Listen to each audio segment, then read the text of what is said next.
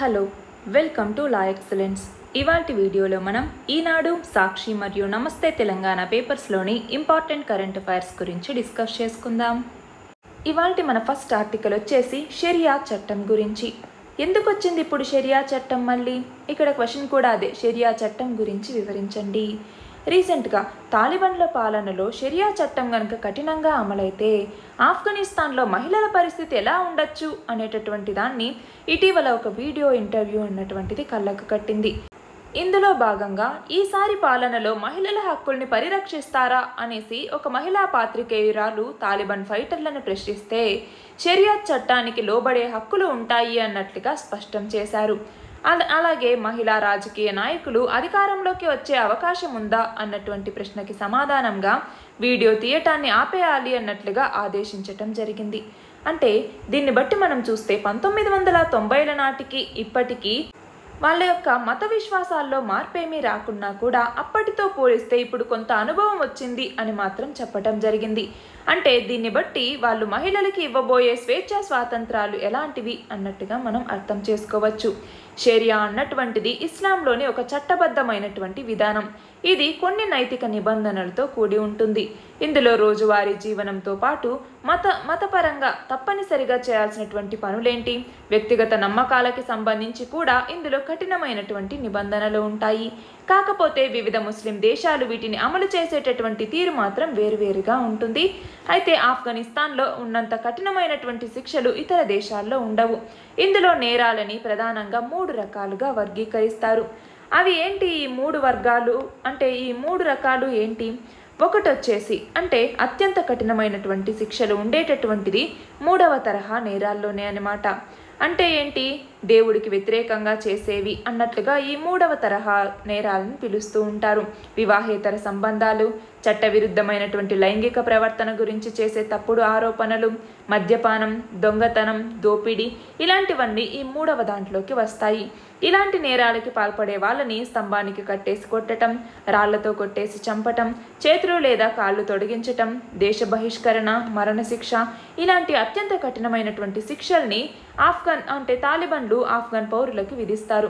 అయితే కొన్ని దేశాల్లో షరియా చట్టం ఉన్నా కూడా అందులో కొన్ని అంశాలనే అమలు చేస్తూ ఉన్నారు. కొన్ని ఆఫ్రికన్ దేశాల్లో కూడా ఈ చట్టం అనేది అమలవుతోంది. అలాగే మనం చూసుకుంటే రీసెంట్గా 2020వ సంవత్సరం సెప్టెంబర్ నుంచి సూడాన్ ఈ షరియా చట్టం యొక్క అమలును రద్దు చేసింది. 30 ఏళ్ల ఇస్లామిక్ పాలనకి తెరదించుతూ అధికారికంగా లౌకిక దేశంగా ఇది మారటం జరిగింది. అయితే ప్రస్తుతం ప్రపంచంలో Afghanistan, Bahrain, Brunei, Egypt, Indonesia, Iran, Iraq, Malaysia, Maldives ఇలా అంటే నైజీరియా, పాకిస్తాన్ ఇలా కొన్ని దేశాల్లో షరియా చట్టం అన్నటువంటిది అమల్లో ఉంది. ప్రపంచంలో అన్ని దేశాల కంటే ఆఫ్ఘనిస్తాన్లో తాలిబాన్లు షరియా చట్టాన్ని అత్యంత కఠినంగా అమలు చేస్తారు. బహిరంగంగా ఉరి తీయటం, కాళ్ళు చేతులు తొలగించటం, అలాగే సంగీతం, టీవీ, వీడియోల్ని నిషేధించటం, రోజుకు 5 సార్లు నమోదు చేయనటువంటి పురుషుల్ని, గడ్డం చేసుకునే వాళ్ళని రాళ్లతో కొట్టడం ఇలాంటివన్నీ చేస్తారన్నమాట. అయితే షరియాని ఈ స్థాయిలో అమలు చేస్తే బాలికలు, మహిళలు చాలా వరకు ఇళ్లకే పరిమితం కావాల్సి ఉంటుంది. లేని పట్ల బుర్కా ధరించి తమ సమీప బంధువులైనటువంటి పురుషుల రక్షణతోనే బయటికి అడుగు పెట్టాలి. అంతే తప్ప సొంతంగా బయటికెళ్ళలేరు. చదువుకోవటానికి దాదాపుగా వీలుండదు. బాలులు వెళ్ళేటటువంటి మద్రసాలకి, పాఠశాలకి బాలికలు వెళ్ళకూడదు. అలాగే బ్యాంకుల్లో పనిచేసే మహిళలకి ఇంటి దాకా కూడా పురుషుల్ని తోడిచ్చి పంపించాలి. లేదంటే వాళ్లకు బదులుగా వాళ్ళ సమీపంలో ఉన్నటువంటి వాళ్ళే ఆ ఉద్యోగాలు చేయాల్సి ఉంటుంది. ఇలా షరియా చట్టంలో చాలా నిబంధనలు అనేవి ఉన్నాయి. ఇక్కడ క్వశ్చన్ చూడండి, షరియా చట్టం గురించి వివరించండి అన్నప్పుడు మనకి వీటి గురించి తెలియాలి. మన నెక్స్ట్ ఆర్టికల్ వచ్చేసి ధూమపానానికి సంబంధించి. మన దేశంలో చాలా కాలంగా పొగాకు వాడకం అన్నటువంటిది హానికరం అన్నట్లుగా తీవ్ర స్థాయిలో ప్రచారం చేస్తూనే ఉన్నారు. అన్ని ప్రభుత్వాలు కూడా ఇలా ప్రచారం చేస్తూ ఉన్నా పిల్లల్లో పొగాకు అలవాటు అన్నటువంటిది 10 ఏళ్లలోపే మొదలవుతూ ఉంది అన్నట్లుగా ఇక్కడ చెప్తూ ఉన్నారు. దీనికి తోడుగా మనం చూస్తే మన భారతదేశంలో 29% పైగా విద్యార్థులు పరోక్ష ధూమపాన ప్రభావానికి లోనవుతున్నారు అన్నట్లుగా ప్రపంచ యువత పొగాకు సర్వేలోని నివేదిక తెలియజేసింది. International institute for population studies IIPS అంటాము. ఈ IIPS అధ్యయన నివేదికని ఇటీవల మన కేంద్ర ఆరోగ్య మంత్రి విడుదల చేశారు. అందులో బాలురు మరియు విద్యార్థుల్లో పొగాకు వినియోగం అన్నటువంటిది అరుణాచల్ ప్రదేశ్ దాని తర్వాత మిజోరాంలో అత్యధికంగా ఉంటే హిమాచల్ ప్రదేశ్ మరియు కర్ణాటకలో తక్కువగా ఉంది అన్నట్లుగా వెల్లడైంది. ఇందులో భాగంగా సిగరెట్లు అలాగే సిగార్లు పైపుల ద్వారా వెలువడేటటువంటి పొగను పక్కన ఉన్నటువంటి వాళ్ళు పీల్చడాన్ని మనం పరోక్ష ధూమపానంగా చెప్తూ ఉంటాము. అయితే నేరుగా పీల్చేటటువంటి సిగరెట్ పొగలో ఉండే 7,000 రసాయనాలు, 100 విష పదార్థాలు, 70 క్యాన్సర్ కారకాలు అవన్నీ కూడా పరోక్ష ధూమపానంలో కూడా ఉంటాయి. అంటే పొగ తాగే వాళ్ళకి ఎంత నష్టమో పొగ తాగేటప్పుడు పక్క నుండి దాన్ని పీల్చుకునే వాళ్ళకి కూడా అంతే నష్టం. అయితే గత 5 దశాబ్దాల కాలంలో అంటే గత 50 సంవత్సరాల్లో పొగ తాగనటువంటి వాళ్ళలో కూడా 25 లక్షల మంది పరోక్ష ధూమపానం కారణంగా మరణించారు. అంటే దీని ప్రభావం ఎలా ఉంటుంది అన్నటువంటిది మనం అర్థం చేసుకోవచ్చు. అయితే దీనివల్ల ఏదైతే నష్టాలు ఎదురవుతాయో అలాంటి వాటి మీద పిల్లల్లో అవగాహన పెంపొందించాలి.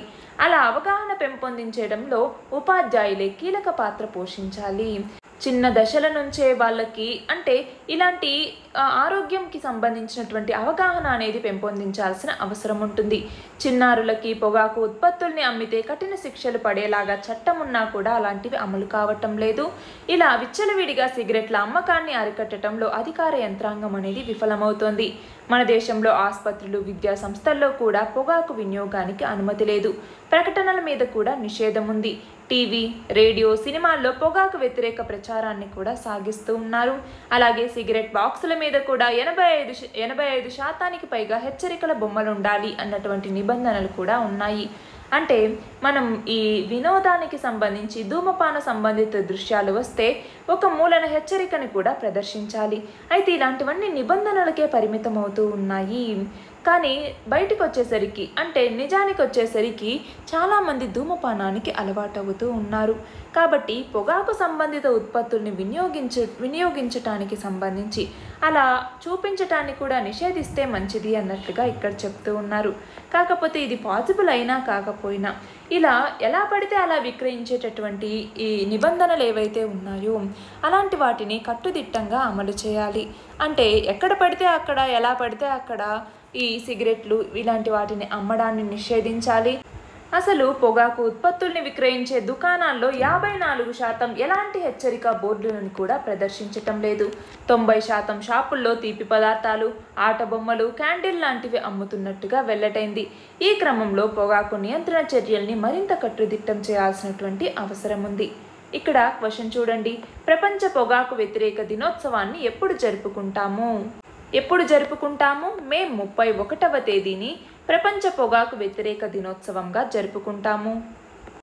మన నెక్స్ట్ ఆర్టికల్ వచ్చేసి ప్రస్తుతం ఇంధన ధరలు అన్నటువంటివి పెరుగుతూ ఉన్నటువంటి నేపథ్యంలో రవాణా వ్యయాలు కూడా పెరుగుతూ ఉన్నాయి. రహదారి ప్రమాదాలు అన్నటువంటివి జరుగుతూ ఉన్నాయి. ఇలాంటి తరుణంలో దేశీయ జల రవాణా బిల్లు అంటే ఇన్లాండ్ వెజల్స్ బిల్కి పార్లమెంట్ ఇటీవల ఆమోదం తెలిపింది. ఇందులో భాగంగా దేశీయ జల మార్గాలు, నౌకాయానానికి సంబంధించి వేరువేరు చట్టాలు, నిబంధనలు ఏవైతే ఉన్నాయో ఇలాంటి వాటికి సంబంధించి ఒక ఏకరూపత తీసుకురావాలి అన్నటువంటిది దీని యొక్క ప్రధాన ఉద్దేశం. 1917వ సంవత్సరంలో బ్రిటిష్ ప్రభుత్వం తీసుకొచ్చినటువంటి భారత జల రవాణా చట్టం స్థానంలో ఇది అమలు కాబోతోంది. ఇందులో భాగంగా అంటే దీన్ని ఎందుకు తీసుకొచ్చారు అంటే అంతర్గత జల రవాణా ఏదైతే ఉందో అందులో భద్రతని, పారదర్శకతని, జవాబుదారీతనాన్ని తీసుకురావటానికి అలాగే చౌక మరియు సురక్షితమైనటువంటి సరుకు రవాణాని ప్రోత్సహించటానికి దీన్ని తీసుకొచ్చాము అన్నట్లుగా కేంద్రం చెప్పటం జరిగింది. అయితే కొత్తగా తీసుకొచ్చినటువంటి ఈ బిల్లులోని నిబంధనల ప్రకారం ఓడలు, తెరచాప పడవలు, సరుకు రవాణా నావలు ఇలాంటి యాంత్రిక నౌకల యొక్క వర్గీకరణ, రూపకల్పన, నిర్మాణం, సిబ్బంది వసతి ఇలాంటి వాటికి సంబంధించినటువంటి నిర్ణయాలు ఇక మీదట కేంద్రం చేతుల్లోకి వెళ్ళిపోతాయి.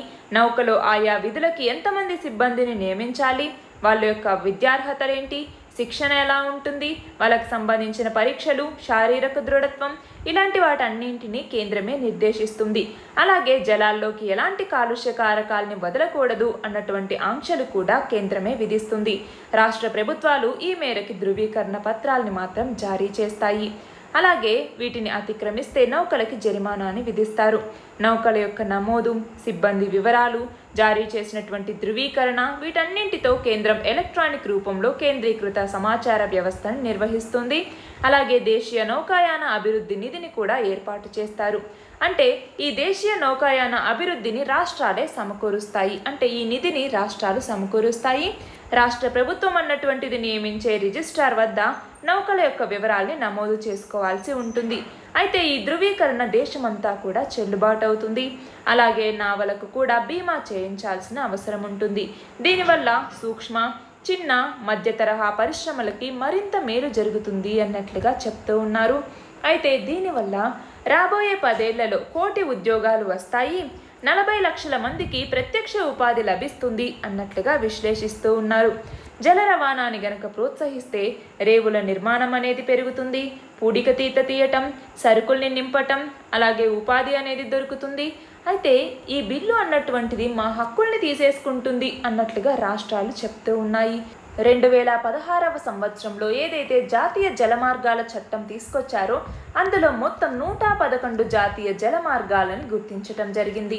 అవి తూర్పు, పశ్చిమ, దక్షిణ మరియు మధ్య భారత ప్రాంతాల్లో 24 ప్రాంతాలు, 2 కేంద్రపాలిత ప్రాంతాల్లో ఉన్నాయన్నమాట.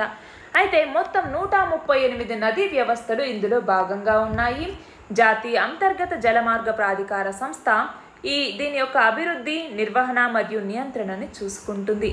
అయితే ఇక్కడ మనం చూసుకుంటే అమెరికా లాంటి దేశాల్లో అంతర్గత జల రవాణా మొత్తం సరుకు రవాణాలో దాదాపు 21% ఉంటుంది. అయితే భారతదేశంలో చూసుకుంటే ఇది 1% కన్నా తక్కువగా ఉంది. అంటే మనం ఎంత తక్కువగా ఈ అంతర్గత జల మార్గాల్ని ఉపయోగించుకుంటున్నాము అన్నటువంటిది అర్థం చేసుకోవాలి. అయితే మన అంతర్గత జల మార్గాలు సాధారణంగా వర్షపాతం లాంటి వాటి మీద ఆధారపడి ఉంటాయి. దానివల్ల పెద్ద సంస్థలు ఏడాది పొడవునా కూడా సరుకు రవాణా చేసుకోవటానికి అవకాశం ఉండదు. అయితే ప్రస్తుతం మన దేశంలో 4000 కిలోమీటర్ల జల మార్గాలు మాత్రమే వాడుకలో ఉన్నాయి. కాబట్టి త్వరగా మిగిలినటువంటి వాటిని అభివృద్ధి చేయటానికి కేంద్ర ప్రభుత్వం ముందుకు తీసుకురావాలి. అంతర్గత జల మార్గాల్ని ఎక్కువగా ఉపయోగించేలాగా చూడాలి. ఇక్కడ క్వశ్చన్ చూడండి, దేశీయ జల రవాణా బిల్లు 2021లోని ముఖ్యాంశాలను తెలపండి అంటే ఇందాక మనం చెప్పుకున్నవన్నీ ఇందులో రాస్తాము. మన నెక్స్ట్ ఆర్టికల్ వచ్చేసి చిప్లు, ఇతర ఎలక్ట్రానిక్ విడిభాగాలు, వస్తువుల కోసం దిగుమతుల మీద అధికంగా ఆధారపడినటువంటి దేశం మనది. ప్రతి సంవత్సరం దాదాపు మనం చూస్తే $40 బిలియన్ అంటే సుమారు 3 లక్షల కోట్ల విలువైనటువంటి ఎలక్ట్రానిక్స్ ఉపకరణాలు, విడి భాగాలు ఇలాంటి వాటిని మన దేశం దిగుమతి చేసుకుంటోంది. అయితే ఈ చిప్లు అంటే సెమీ కండక్టర్ల విభాగంలో స్వయం సమృద్ధి సాధించాలి అన్నటువంటి ఉద్దేశంతో మన దేశం గనక కృషి చేయకపోతే చిప్ల కొరత మాదిరి సవాళ్లు భవిష్యత్తులో మరిన్ని ఎదురవుతాయి అన్నట్లుగా నిపుణులు చెప్తూ ఉన్నారు. అయితే ఇందులో భాగంగా దాదాపు $50 బిలియన్ మేర చైనా అన్నటువంటిది సెమీ కండక్టర్ల పరిశ్రమకి సబ్సిడీలు ఇస్తోంది. చిప్ సెట్లు అత్యధికంగా తయారు చేసేటటువంటి తైవాన్, జపాన్, దక్షిణ కొరియా, అమెరికా, బ్రిటన్ వీటిలో ఉన్నటువంటి సంస్థలు తమ యొక్క ఉత్పత్తి సామర్థ్యాన్ని పెంచుకోవటం మీద కూడా దృష్టి సారించడం జరిగింది. అయితే మన దగ్గర చూసుకుంటే సెమీ కండక్టర్ల పరిశ్రమ స్థాపన అన్నటువంటిది చాలా ఖర్చుతో కూడుకున్నటువంటి విషయం. అంటే ప్రైవేట్ రంగం ఒక్కటే అంత భారీ పెట్టుబడులు పెట్టలేకపోవచ్చు. అందుకే పీపీపీ విధానం అంటే ప్రభుత్వ ప్రైవేట్ భాగస్వామ్యంతో కొన్ని సంస్థల్ని ఏర్పాటు చేస్తే ఆ తర్వాత నెమ్మదిగా ఆ పరిశ్రమ విస్తరించే అవకాశం అనేటటువంటిది ఉంటుంది. దీనికోసం ఈ సెమీ కండక్టర్ల విభాగంలో సంస్థలు ఏవైతే ఉంటాయో అలాంటి వాటిని భారతదేశానికి రప్పించాల్సి ఉంటుంది. మన దేశంలో సెమీ కండక్టర్ల పరిశ్రమకి కేంద్ర ప్రభుత్వం పూర్తి స్థాయి మద్దతు ఇస్తుంది అన్నట్లుగా కేంద్ర మంత్రి చెప్పటం జరిగింది. అంటే ప్రపంచవ్యాప్తంగా సెమీ కండక్టర్లకు తీవ్ర కొరత ఉంది. ఈ పరిశ్రమల్ని మన దేశానికి తీసుకురావాల్సినటువంటి అవసరం అన్నటువంటిది చాలా ఉంది అన్నట్టుగా ఇక్కడ ఆర్టికల్. క్వశ్చన్ చూడండి, సెమీ కండక్టర్లకి కొన్ని ఉదాహరణలు ఇవ్వండి. సెమీ కండక్టర్లకి ఎగ్జాంపుల్స్గా ఏం చెప్తాము? సిలికాన్, జెర్మేనియం ఇవన్నీ కూడా సెమీ కండక్టర్స్కి ఎగ్జాంపుల్గా చెప్తాము. మన నెక్స్ట్ ఆర్టికల్ వచ్చేసి 2021-22 సంవత్సరానికి సంబంధించి వృద్ధి రేటు అంచనాలని ఇండియా రేటింగ్స్ అండ్ రీసెర్చ్ అన్నటువంటిది పెంచింది. ఇందులో భాగంగా జీడీపీ వృద్ధి అన్నటువంటిది 9.4% నమోదయ్యే అవకాశం ఉంది అన్నట్లుగా చెప్పటం జరిగింది. అంటే కోవిడ్ 2వ దశ ప్రభావం నుంచి మన యొక్క ఆర్థిక వ్యవస్థ అన్నటువంటిది పుంజుకుంటూ ఉండటం, ఎగుమతులు ఎక్కువగా ఉండటం, సానుకూల వర్షపాతం ఉండటం ఇలాంటి అంశాలని పరిగణలోకి తీసుకొని ఈ వృద్ధి అంచనాల్ని సవరించటం జరిగింది. ఇక్కడ క్వశ్చన్ చూడండి ఎలా అడగచ్చు. 2021-22 ఆర్థిక వృద్ధి అంచనాలని ఇండియా రేటింగ్స్ అండ్ రీసెర్చ్ ఎంతకి పెంచింది? 9.4% పెంచింది. మన నెక్స్ట్ ఆర్టికల్ వచ్చేసి బకాయిల చెల్లింపుల్లో డిస్కంలు క్రమశిక్షణ పాటించేలా చేయటానికి కేంద్ర విద్యుత్ శాఖ కొత్త నిబంధనల్ని తీసుకురావటం జరిగింది. ఇందులో భాగంగా బకాయిలు ఎప్పుడు చెల్లించినా కూడా దాన్ని తొలుత అన్నింటికన్నా పాత బకాయిలకి జమ చేసుకుంటూనే కొత్త విధానాన్ని తీసుకురావటం జరిగింది. అంటే ఇలా చెల్లించే మొత్తంలో తొలి భాగాన్ని జరిమానాల కింద జమ చేసుకుని మిగిలినటువంటి దాన్ని మాత్రమే విద్యుత్ బకాయిల చెల్లింపులకి సర్దుబాటు చేయాలి అన్నట్లుగా గుర్తించటం జరిగింది. ఈ మేరకి విద్యుత్ అంటే లేట్ పేమెంట్ సర్ఛార్జ్ నిబంధనలకి సవరణని ప్రతిపాదిస్తూ ముసాయిదాని విడుదల చేసింది. అలాగే విద్యుత్ సరఫరా విధానంలో సంస్కరణల్ని తీసుకురావటం కోసం వచ్చే ఏడాది డిసెంబర్ నాటికి అన్ని ఫీడర్లకి కూడా ఆటోమేటిక్ మీటర్ రీడింగ్ పరికరాల్ని తప్పనిసరిగా అమర్చాలి అన్నట్లుగా కేంద్ర విద్యుత్ శాఖ స్పష్టం చేసింది. 2003వ సంవత్సరం తీసుకొచ్చినటువంటి విద్యుత్ చట్టంలోని నిబంధనల్ని అనుసరించి దీనికి సంబంధించిన ఒక గెజెట్ నోటిఫికేషన్ని విడుదల చేసింది. ఇందులో భాగంగా అన్ని కేంద్రపాలిత ప్రాంతాలు మరియు పట్టణ ప్రాంతాల్లో 50% పైగా వినియోగదారులు ఉండి 2019-20 ఆర్థిక సంవత్సరంలో 15% పైగా మించి సాంకేతిక వాణిజ్య నష్టాలు ఎదుర్కొంటున్నటువంటి విద్యుత్ డివిజన్లు, బ్లాక్ స్థాయి నుంచి ఆ పైన ఉన్నటువంటి అన్ని ప్రభుత్వ కార్యాలయాలు, పారిశ్రామిక వాణిజ్య వినియోగదారులందరికీ కూడా 2023 డిసెంబర్ నాటికి ప్రీపెయిడ్ స్మార్ట్ మీటర్లని ఏర్పాటు చేయాలి. అయితే ఈ గడువుని రాష్ట్ర విద్యుత్ నియంత్రణ కమిషన్ నోటిఫికేషన్ ద్వారా పొడిగించుకోవచ్చు. అయితే సరైనటువంటి కారణాలు చెప్తూ 2 సార్లు మాత్రమే పొడిగించడానికి అవకాశం ఉంటుంది. 2025 మార్చి నుంచి అన్ని ప్రాంతాల్లో తప్పనిసరిగా ప్రీపెయిడ్ స్మార్ట్ మీటర్లను ఏర్పాటు చేయాలి. ఏదైనా ఒక ప్రాంతంలో వినియోగదారుల కనెక్షన్ స్థాయి కంటే విద్యుత్ వినియోగం ఎక్కువగా ఉంటే అక్కడ ఆటోమేటిక్ మీటర్ రీడింగ్ సౌకర్యం ఉన్నటువంటి స్మార్ట్ మీటర్లని ఏర్పాటు చేయాలి. అన్ని ఫీడర్లని కూడా 2022 డిసెంబర్ నాటికి మీటరింగ్ పరిధిలోకి తీసుకురావాలి.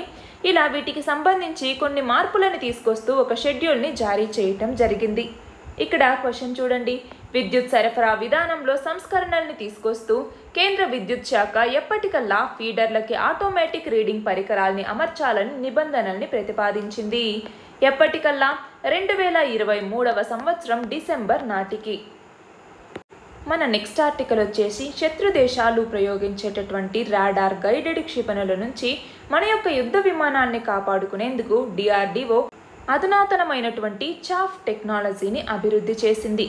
అంటే ఇది మన యొక్క శత్రు అస్త్రాల్ని తప్పుదోవ పట్టిస్తుంది.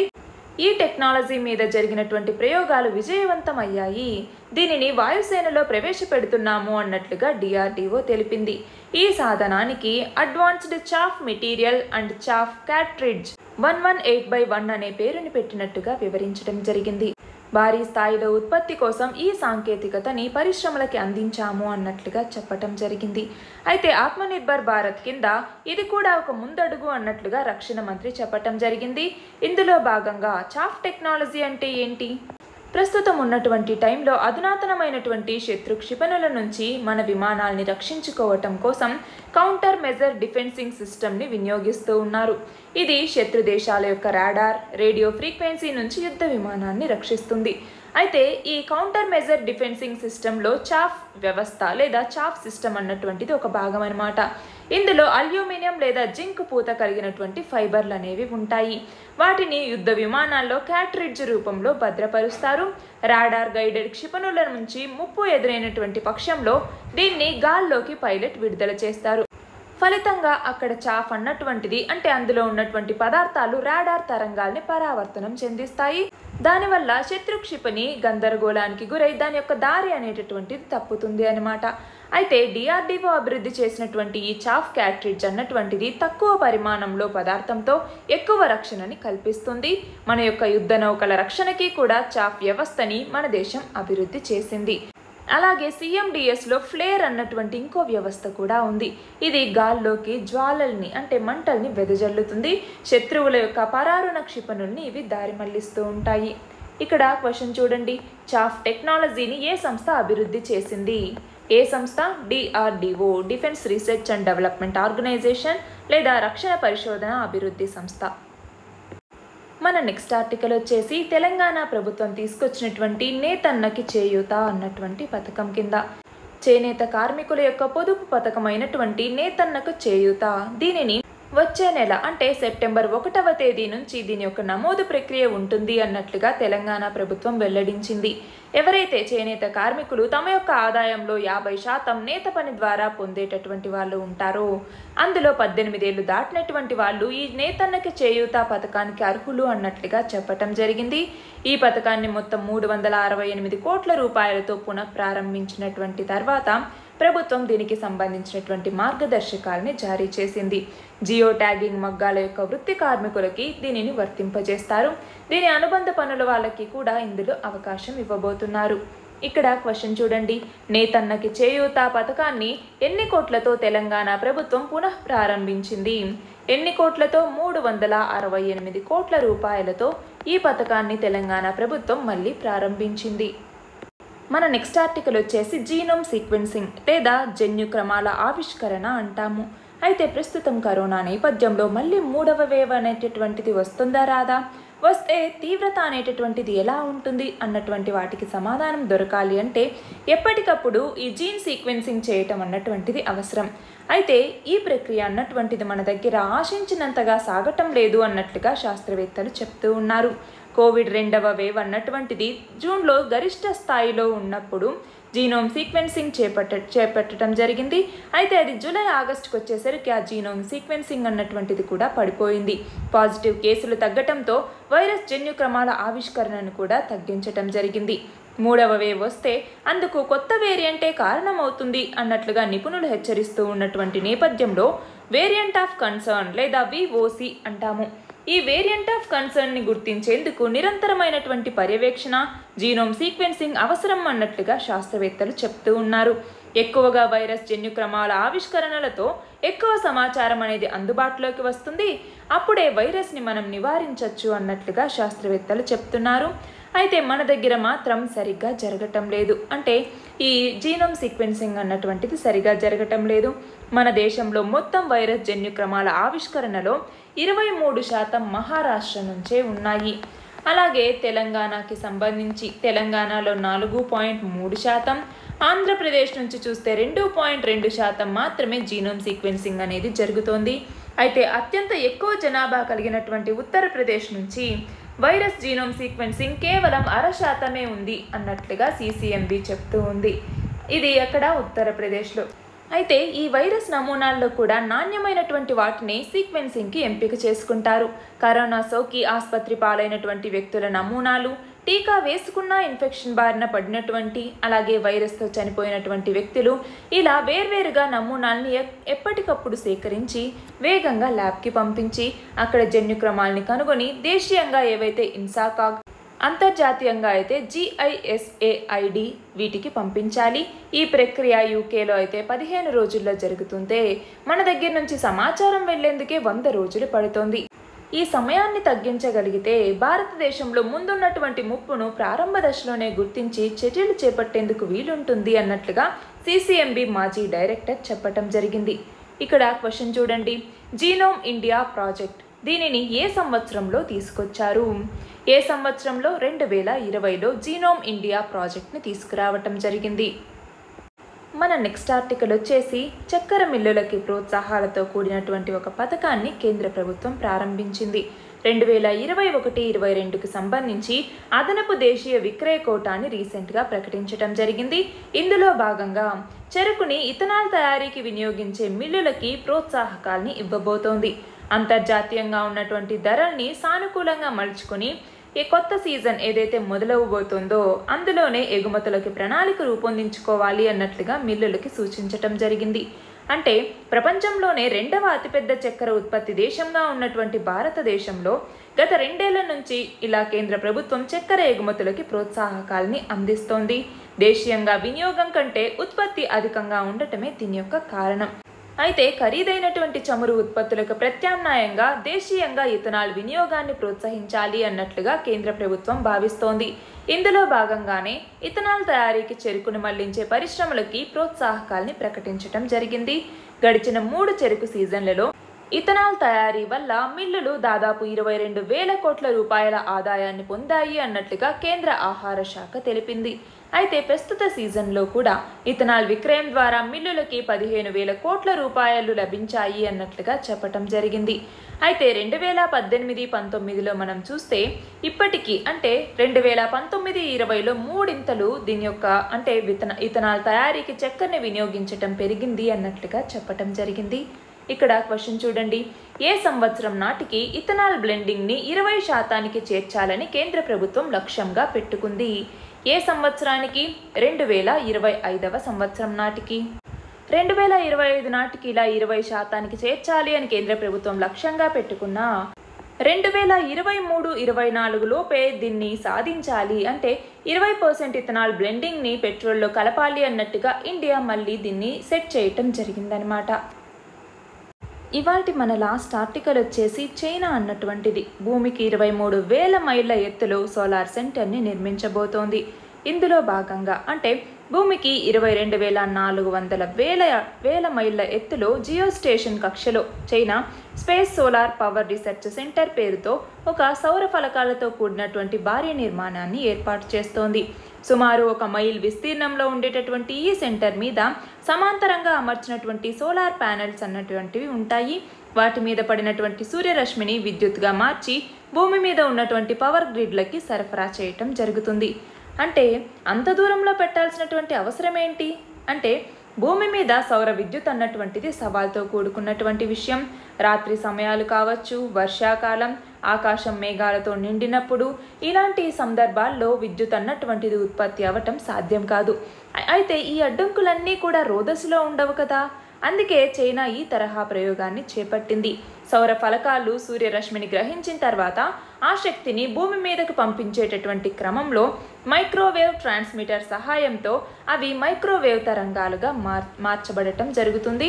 ఆ తర్వాత విద్యుత్ శక్తిగా వాటిని పరివర్తనం చేసి పవర్ గ్రిడ్లకి ప్రసారం చేస్తారు. అయితే ఇప్పటికే ఈ ప్రయోగానికి సంబంధించినటువంటి ప్రోటోటైప్ని చైనా సిద్ధం చేసింది. 2035లో ఈ వాహక నౌక యొక్క ఆపరేషన్ అన్నటువంటిది మొదలవుతుంది. ప్రాథమికంగా 1 మెగావాట్ సామర్థ్యంతో పనిని ఆరంభించడం జరుగుతుంది. ఆ తర్వాత 2049 నాటికి 1 గిగావాట్ పవర్ని ఉత్పత్తి చేసే సామర్థ్యానికి ఇది చేరుకుంటుంది. ఈ పవర్ రీసెర్చ్ సెంటర్ నిర్మాణానికి 1.6 లక్షల కోట్ల రూపాయలని ఖర్చు చేయనున్నట్లుగా అంచనా. ఇక్కడ క్వశ్చన్ చూడండి, space solar power research centre నిర్మాణాన్ని ఏ దేశం చేపడుతోంది? ఏ దేశం? చైనా. నిన్నటి క్వశ్చన్ వచ్చేసి పాకిస్తాన్ సుప్రీంకోర్టు మొదటి మహిళా న్యాయమూర్తిగా ఎవరు నియమితులయ్యారు? ఆయేషా మాలిక్. 74 ఏళ్ల పాకిస్తాన్ చరిత్రలో ఒక మహిళ న్యాయమూర్తి కావటం ఇదే మొదటిసారి. ఈమె ప్రస్తుతం లాహోర్ హైకోర్టు న్యాయమూర్తిగా ఉన్నారు మరియు సీనియారిటీ జాబితాలో 4వ స్థానంలో ఉన్నారు. ఇవాల్టి క్వశ్చన్ వచ్చేసి పబ్లిక్ హెల్త్ ప్రాజెక్ట్ని ప్రారంభించనున్న రాష్ట్రం ఏది? దీని ఆన్సర్ కమెంట్ సెక్షన్లో ఇవ్వండి. కరెక్ట్ ఆన్సర్ రేపటి వీడియోలో చూద్దాం. All the very best and thank you very much.